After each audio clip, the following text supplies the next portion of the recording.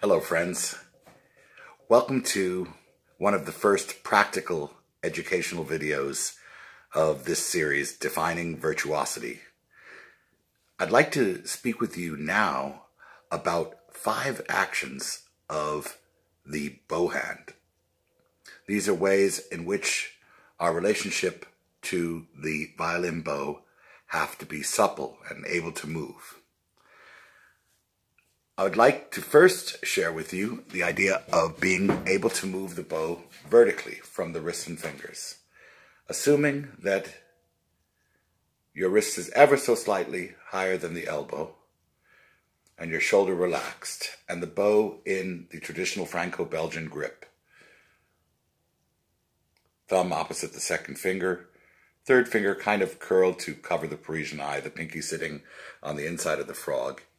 And nothing very tight, everything able to move so that we can push the bow out of the hand or pull it into it.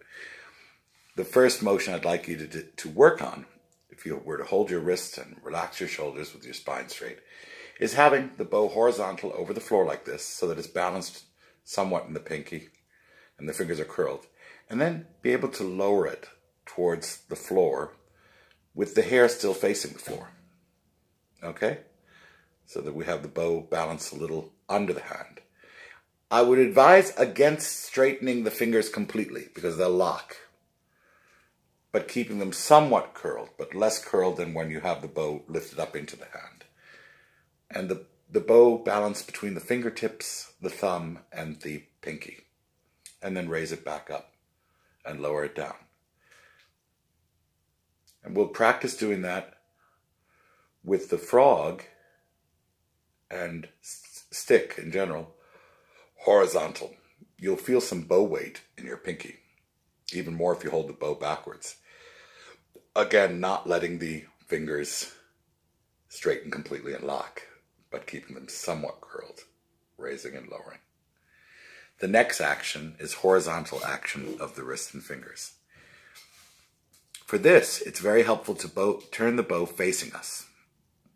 And again, keep your spine straight and your shoulders relaxed, hanging. And imagine the bow is resting on a plate, the hair facing you, and raise the bow as though it were in a tube. Don't think how you do it too much, because actually it will work correctly if you focus on the hair facing you, and you raise the bow, and you lower the bow. Your fingers will most likely do what's needed. I'll define it though. If I turn it this way, you'll see that the wrist is slightly more pronated and the index finger is more curled and the back finger is more straightened when the bow is pushed out of the hand. As we curl those fingers, you'll see that the opposite happens. The hand becomes slightly more supinated, the back fingers are more curled, and the index finger gives. The center point on which all of that works is your thumb. If you look at the thumb, you'll notice it has to be able to rock from the index finger side to almost the pinky side as we raise the bow, or at least to the center. And it also has to be able to straighten and bend. That's vertical motion of the wrist and fingers. Now, for certain string crossings, and for balancing the bow at bow changes in the beginning of chords, the ability to pivot slightly, to shift the weight back and forth from the back fingers to the index finger. In this type of a vertical windshield wiper action is an important action for the left hand so that you're not locked, but you can shift that weight. This can also be done horizontally. Let me explain. If I turn it this way, we could also move the bow like this. Now, we don't want the bow like this or like this. So why would I have you do that? Well, you see, at the frog, it feels, when the bow is straight, like the bow is moved slightly this way. Otherwise, it won't stay away from our head. At the tip, it'll feel like it's gone this way.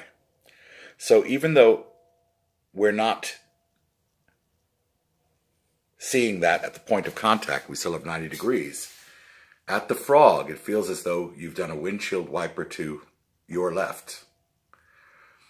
And at the tip, it feels as though you've done one to the right. A good way to experiment with this one, to prove it, is hold the bow in front of your face, okay, with your palm facing you, and draw the bow down all the way to the tip and feel how the bow's orientation changed.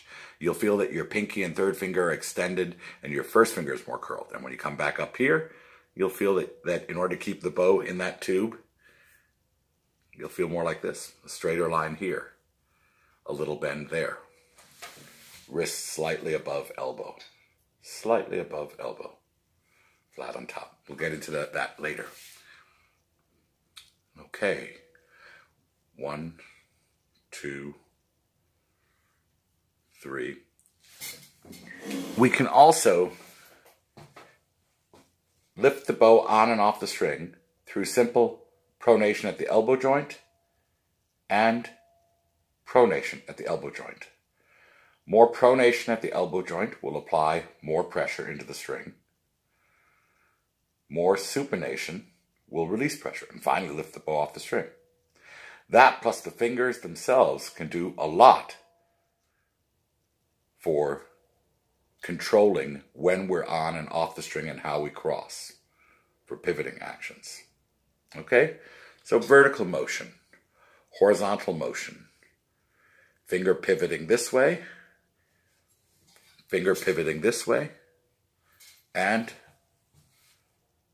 supination and pronation at the elbow joint.